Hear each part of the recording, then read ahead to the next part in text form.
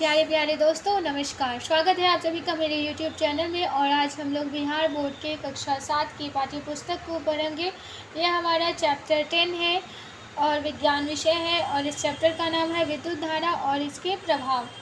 आपने पिछली कक्षा में सेल को तार से जोड़कर बल्ब जलाया था। आप चित्र बनाकर उन्हें प्रदर्शित कर सकते हैं। जितने अवयवों का उपयोग आपने जलाने के लिए किया था, इनका संयोजन ही परिपथ है। आपके मन में प्रश्न उठेगा कि इस परिपथ की रेखा चित्र खींचा जा सकता है या नहीं। यदि रेखा चित्र बनाए तो परिपथ के अवयवों को किस प्रकार निरूपित करें। कुछ विद्युत अवयवों के संकेत आपने विभिन्न पुस्तकों एवं वस्तुओं के डिब्बों में देखा होगा। इस पुस्तक में भी हम इन्हीं संकेतों का उपयोग करेंगे। यहाँ पे विद्युत सेल, बल्ब, स्विच, यहाँ पे विद्युत सेल का प्रयोग, सेल का संकेत ये होता है, देखा गया है। बल्ब का संकेत ये है, स्विच ऑन का संकेत ये है, और स्विच ऑफ का संकेत ये है, और बैटरी का संकेत ये आप देख सकते हैं। इन संकेतों को ध्यान से देखिए। पहले संकेत में एक मोटी एवं छोटी तथा एक पतली एवं लंबी रेखा समानांतर खींची गई है। क्या आपको याद है कि विद्युत सेल में एक धन टर्मिनल तथा एक ऋण टर्मिनल होता है। विद्युत सेल के प्रतीक में लंबी रेखा धन टर्मिनल तथा छोटी एवं मोटी रेखा ऋण टर्मिनल को निरूपित करती है। स्विच के लिए ऑन तथा ऑफ की स्थिति चित्र में दर्शाए गए प्रतीकों के अनुसार निरूपित की जाती है। परिपथ के विभिन्न अवयवों को संयोजित करने वाले तार को रेखा के रूप में निरूपित किया गया है। चित्र में बैटरी का भी संकेत दिया गया है। बैटरी और सेल में क्या अंतर है। संकेत के अनुसार कुछ सेलों को एक साथ इस प्रकार रखा जाता है कि एक धन टर्मिनल दूसरे के ऋण टर्मिनल से जुड़ा रहे।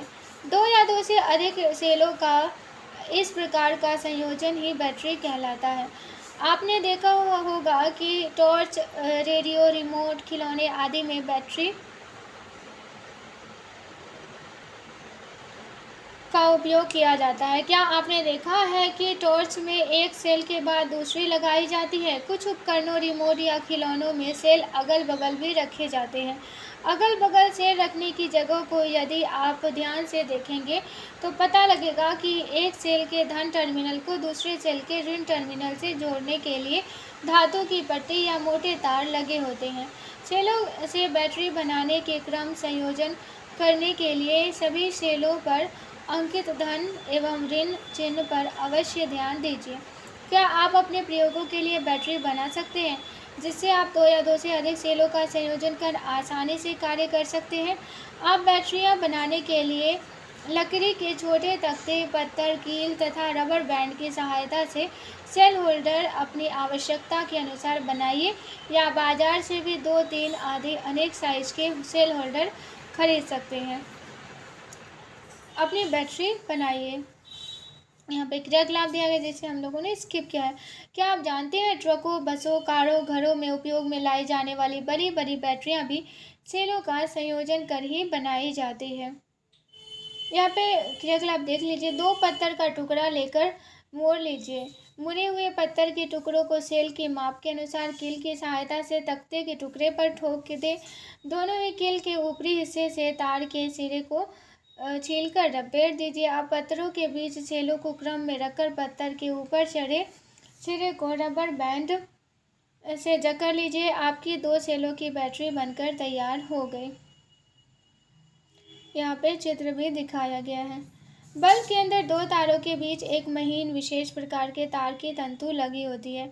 यह तभी दीप्त होता है जब इससे विद्युत धारा प्रवाहित होती है। यदि बल्ब का तंतु टूट जाए तो क्या आप कहते हैं कि बल्ब फ्यूज हो गया है। फ्यूज होने के कारण इससे होकर विद्युत धारा प्रवाहित नहीं होती। क्या इस स्थिति में भी बल्ब जल सकता है। नहीं, क्योंकि तंतु टूट जाने के कारण परिपथ टूट गया, यानी धारा उससे होकर प्रवाहित नहीं हो रही है। विद्युत धारा का ऊष्मीय प्रभाव। क्या आपको घरों में जलते बल्ब को छूने से रोका गया है। आपने जानने का प्रयास किया है कि जलता हुआ बल्ब गर्म क्यों होता है। सावधानी। घर में लगने वाले विद्युत बल्ब के गर्म स्थिति में छूकर नहीं देखना चाहिए। इससे हाथ जलने का खतरा हो सकता है।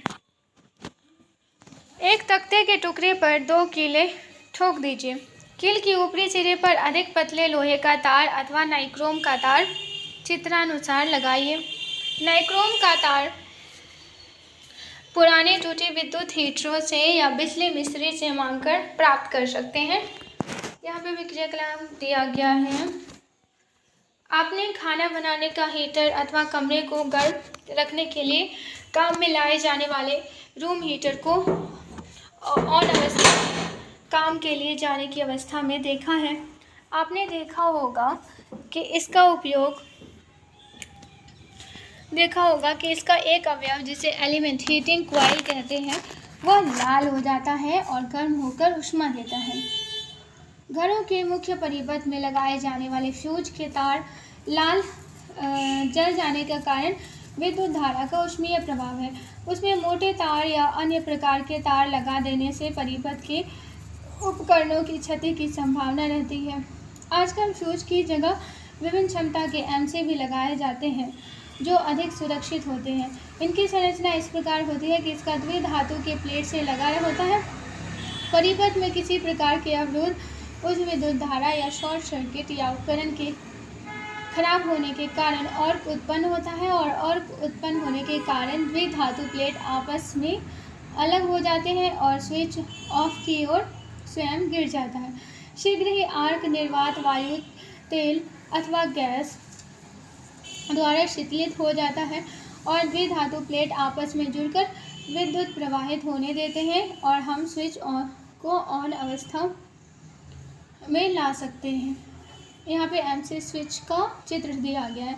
वर्तमान समय में बिजली की बचत भी एक चिंता का विषय है। आप जानते हैं कि इसी चिंतन का परिणाम CFL का विकास है। इसे कॉम्पैक्ट फ्लोरेंस लैंप कहते हैं। पुराने बल्बों में प्रकाश के साथ साथ कुछ ऊष्मा भी निकलती है। प्रकाशिकी यंत्रों में ऊष्मा का पैदा होना वांछनीय नहीं है और इससे विद्युत ऊर्जा की क्षति भी होती है। इस लैंप में फास्फोरस की कोटिंग वाली पतली ट्यूब लगाई गई है। इसके अंदर पराबैंगनी प्रकाश उत्पन्न करने के लिए करवाया जाता है। इसके कारण फास्फोरस की कोटिंग दिखाई देने वाले प्रकाश उत्पन्न करती है, साथ ही कम विद्युत धारा का प्रयोग कर अधिक प्रकाश देती है, क्योंकि इस प्रकार के बल्ब में बहुत ऊष्मा उत्सर्जित होती है। किसी तार द्वारा उत्पन्न ऊष्मा का परिणाम उस तार की पदार्थ लंबाई तथा मोटाई पर निर्भर करती है। अतः आवश्यकतानुसार विभिन्न पदार्थों तथा विभिन्न लंबाई तथा मोटाई के तारों का उपयोग विभिन्न उपकरणों में किया जाता है। विद्युत परिपथों को जोड़ने वाले तथा परिपथों में उपकरणों को जोड़ने वाले तार, संयोजी तार, सामान्यतः गर्म नहीं होते। इसके विपरीत कुछ उपकरणों के अवयव एलिमेंट फिलामेंट इतने अधिक गर्म हो जाते हैं कि विकिरण करने लगते हैं। क्या आप जानते हैं कि बल्ब का फिलामेंट इतने उच्च ताप तक गर्म हो जाता है कि जलकर दीप्त होकर प्रकाश देने लगता है? इसलिए हम इसे ऊष्मीय उपकरण की श्रेणी में नहीं रखकर प्रकाशीय उपकरण की श्रेणी में रखते हैं। विद्युत फ्यूज: यदि किसी एलिमेंट फिलामेंट कॉइल अथवा गलनांक वाले धातु से बने तार से होकर उच्च परिमाण की विद्युत धारा प्रवाहित हो या अधिक देर तक लगातार विद्युत धारा प्रवाहित हो तो उपकरण का वह अवयव पिघलकर टूट जाता है एवं धारा बाधित हो जाता है। आइए उपयुक्त तथ्य को जानने का प्रयास करें। अपने घरों में विद्युत फ्यूज देखा होगा। आप जानते हैं कि ये फ्यूज क्यों लगाए जाते हैं? घर के किसी बड़े या अपने शिक्षक से इस संबंध में बात कीजिए। फ्यूज का ध्यान से प्रेक्षण कीजिए। इसमें एक पतला तार लगा होता है। यह विशेष प्रकार का तार एक सीमा से अधिक विद्युत धारा प्रवाहित होने पर पिघलकर टूट जाता है, जिससे विद्युत धारा का प्रवाह रुक जाता है। फ्यूज एक सुरक्षा युक्ति है जो विद्युत परिपथ की क्षति तथा शॉर्ट सर्किट के कारण लगने वाली आग से सुरक्षा प्रदान करती है। विद्युत परिपथों को जोड़ने वाले तार तथा परिपथों में उपकरणों को जोड़ने वाले तार, संयोजी आधार, सामान्यतः गर्म नहीं होते। इसके विपरीत कुछ उपकरणों के अवयव इतने अधिक गर्म हो जाते हैं कि विकिरण करने लगते हैं। क्या आप जानते हैं कि बल्ब का फिलामेंट तंतु इतने उच्च तापक्रम पर गर्म हो जाता है कि जलकर प्रकाश देने लगता है? इसलिए हम ऊष्मीय उपकरण की श्रेणी में रखकर प्रकाशीय उपकरण की श्रेणी में रखते हैं। विद्युत फ्यूज: यदि किसी एलिमेंट या फिलामेंट कॉइल अथवा कम गलनांक वाले धातु से बने तार से होकर उच्च परिमाण की विद्युत धारा प्रवाहित हो या अधिक देर तक लगातार विद्युत धारा प्रवाहित हो तो उपकरण का वह अवयव पिघलकर टूट जाता है एवं धारा बाधित हो जाती है। आइए उपर्युक्त तथ्यों को जानने का प्रयास करते हैं। आप जानते हैं कि फ्यूज क्यों लगाए जाते हैं? घर में किसी बड़े या अपने शिक्षक से इस संबंध में बात कीजिए। फ्यूज का ध्यान से परीक्षण कीजिए। इसे एक पतला तार लगा होता है। यह विशेष प्रकार का तार एक सीमा से अधिक विद्युत धारा प्रवाहित होने पर पिघलकर टूट जाता है। इससे विद्युत धारा का प्रवाह रुक जाता है। फ्यूज एक सुरक्षा युक्ति है जो विद्युत परिपथ की क्षति तथा शॉर्ट सर्किट के कारण लगने वाली आग से सुरक्षा प्रदान करता है। कुछ विद्युतीय उपकरण एवं विद्युत धारा से चलने वाले उपकरणों यथा स्टेबलाइजर, टीवी, सीडी प्लेयर आदि में विभिन्न क्षमता वाले फ्यूज लगाए जाते हैं। हमने विद्युत धारा के ऊष्मीय प्रभाव एवं अपने लाभ के लिए इसका उपयोग करना सीखा। क्या विद्युत धारा के अन्य प्रभाव भी हैं? पिछली कक्षा में हमने पढ़ा कि चुंबक लोहे की बनी वस्तुओं को आकर्षित करता है और लोहे के टुकड़ों से चुंबक बनाया जा सकता है। विद्युत धारा का चुंबकीय प्रभाव। कील की विद्युत चुंबकत्व।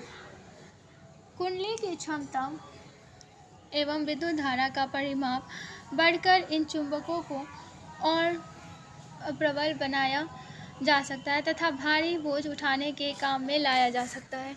विद्युत चुंबक के विभिन्न उपयोगी सूची बनाइए। आपने चुंबकीय सुई देखा होगा। यह एक लघु चुंबक होती है। इसके समीप यदि किसी छड़ चुंबक या अन्य प्रकार के चुंबक को लाया जाए तो इसमें विक्षेपण होता है। हैंस क्रिश्चियन ऑस्टेड पहले वैज्ञानिक थे जिन्होंने चुंबकीय सुई का विक्षेपण देखकर ही बताया कि जब किसी तार से विद्युत धारा प्रवाहित होती है तो उसके पास रखे चुंबक में विक्षेप होता है। यह विद्युत धारा का चुंबकीय प्रभाव है। विद्युत घंटी। क्या आपने विद्युत घंटी देखी है? आपके इसकी संरचना को देखिए। उसमें एक विद्युत चुंबक लगी होती है। चित्र में विद्युत घंटी परिपथ के साथ दिखाई गई है जिसमें लोहे के टुकड़े पर तांबे की विद्युत रोधित लगे तार की कुंडली लपेटी जाती है। विद्युत चुंबक के निकट लोहे की एक पत्ती लगी होती है जिसके एक सिरे से हथौड़ा जुड़ा रहता है। लोहे की पत्ती के समीप एक संपर्क पेच होता है। जब लोहे की पत्ती इस पेच के संपर्क में आती है तो विद्युत परिपथ पूरा हो जाता है तथा कुंडली से विद्युत धारा प्रवाहित होती है जिससे लोहे का टुकड़ा विद्युत चुंबक बन जाता है। तब यह लोहे की पत्ती को अपनी ओर खींचती है। इस प्रक्रिया में पत्ती से जुड़ा हथौड़ा घंटी से टकराता है और ध्वनि उत्पन्न होती है। परंतु जब विद्युत चुंबक लोहे की पत्ती को अपनी ओर खींचता है तो यह विद्युत परिपथ को भी तोड़ देता है। इससे कुंडली में विद्युत धारा का प्रवाह रुक जाता है। क्या कुंडली अब भी विद्युत चुंबक बनी है? अब कुंडली विद्युत चुंबक नहीं होती, अतः इसका लोहे के पट्टी के प्रति खिंचाव नहीं रहता। लोहे की पत्ती को भी अपनी मूल स्थिति में आकर पुनः संपर्क पेच से स्पर्श करती है। इससे परिपथ फिर पूरा हो जाता है। कुंडली से पुनः विद्युत धारा प्रवाहित होती है और हथौड़ा पुनः घंटी से टक्कर मारता है। यह प्रक्रिया अति शीघ्रता से दोहराई जाती है। हर बार परिपथ पूरा होने पर हथौड़ा घंटी से टकराता है और इस प्रकार विद्युत घंटी बजती है। विद्युत घंटी का परिपथ। आजकल कई घरों में इलेक्ट्रॉनिक घंटियां मिलती हैं। अपने घर में देखिए कि किस प्रकार की घंटी है। अगर आप उन घरों में जाएं तो शायद आपको विद्युत घंटी देखने को मिल जाए। यहाँ पे नए शब्द दिए गए हैं। बैटरी को बैटरी कहते हैं। विद्युत अवयव यानी कि इलेक्ट्रिक एलिमेंट। विद्युत धारा का ऊष्मीय प्रभाव। विद्युत चुंबकत्व इलेक्ट्रोमैग्नेट। विद्युत धारा का चुंबकीय प्रभाव। इलेक्ट्रिक फ्यूज विद्युत फ्यूज। विद्युत उपकरण इलेक्ट्रॉनिक इक्विपमेंट। और विद्युत परिपथ इलेक्ट्रिक सर्किट। और heating effect of electric current और magnetic effect of electric current. कुंडली को कॉइल कहा जाता है। विद्युत धारा का चुंबकीय प्रभाव यानी कि magnetic effect of electric current और विद्युत धारा का ऊष्मीय प्रभाव यानी कि heating effect of electric current. और विद्युत चुंबक को इलेक्ट्रोमैग्नेटमेंट कहा जाता है। हमने क्या सीखा? विद्युत अवयवों को उनके प्रतीकों द्वारा निरूपित करना सुविधाजनक होता है। इसका उपयोग कर विद्युत परिपथ को परिपथ आलेख द्वारा निरूपित किया जा सकता है। कुछ विशेष पदार्थों से बने तारों से जब उच्च विद्युत धारा प्रवाहित होती है तो वे गर्म होने से पिघलकर टूट जाते हैं। इन तारों का उपयोग विद्युत फ्यूज में किया होता है। फ्यूज परिपथ फ्यूज परिपथ से जुड़े उपकरणों को क्षति तथा आग से बचाते हैं। जब किसी तार से विद्युत धारा प्रवाहित होती है तो वह चुंबक की भांति व्यवहार करता है। इसे विद्युत धारा का चुंबकीय प्रभाव कहते हैं। विद्युत चुंबक बहुत सी युक्तियों में उपयोग किए जाते हैं। अब यहाँ पे अभ्यास दिया गया है। तो आज के लिए बस इतना ही। आशा करती हूँ ये लेक्चर आप लोगों को पसंद आया होगा। पसंद आया तो लाइक, शेयर और सब्सक्राइब ज़रूर कीजिएगा। धन्यवाद।